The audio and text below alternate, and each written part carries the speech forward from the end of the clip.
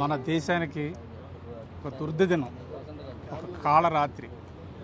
కాశ్మీర్లోని పెహల్గాంలో 27 మంది అమాయకులను టెర్రరిస్టులు ఊతకోత కోయడం అంటే చాలా దిగ్భ్రాంతికరం, చాలా బాధాకరం.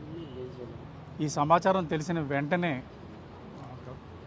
గౌరవ డిప్యూటీ సీఎం శ్రీ పవన్ కళ్యాణ్ గారు, జనసేన అధ్యక్షులు వారు చాలా కలత చెందారు, ఆవేదన చెందారు.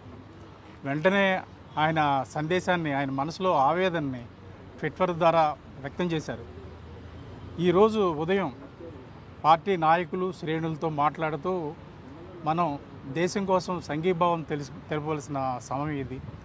3 రోజుల పాటు జనసేన పార్టీ తరఫున సంతాప దినాల్ని పాటించాలని ఆయన ఈ ఉదయం ప్రకటించారు.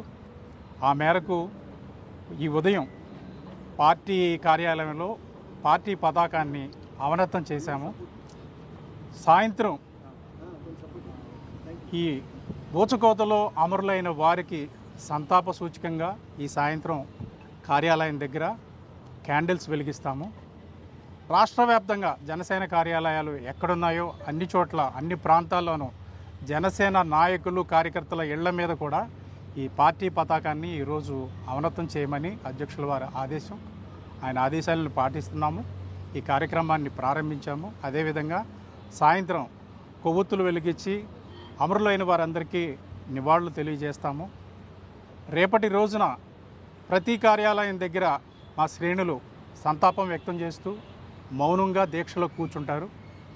అదేవిధంగా 3వ రోజున రాష్ట్ర వ్యాప్తంగా కొవ్వొత్తుల ప్రదర్శన, మానవహారాలు జరుగుతాయి. రాష్ట్రంలోని ఏదో ఒక నగరంలో, ఎంపిక చేసుకున్న నగరంలో పార్టీ అధ్యక్షుల వారు కూడా ఈ ప్రదర్శనలో చివరి రోజున పాల్గొంటారు. ఈ కార్యక్రమాన్ని ప్రతి ఒక్క జన సైనికుడు పాల్గొని ఈ కార్యక్రమంలో మన దేశానికి, అమరులైన వారికి సంఘీభావం తెలియజేయవలసిందిగా కోరుతున్నాము. ఒక్క జనసేన పార్టీయే కాదు, ఈ దుర్ఘటనను దేశ ప్రజలందరూ, ముఖ్యంగా తెలుగువారందరూ ముక్తకంఠంతో ఖండించాలి. మన బలాన్ని మనం తెలియచేయాలి. బలం మీన్స్ సామరస్యపూర్వకంగా, శాంతియుతంగా, సంఘటితంగా మేమందరం ఒక్కటే.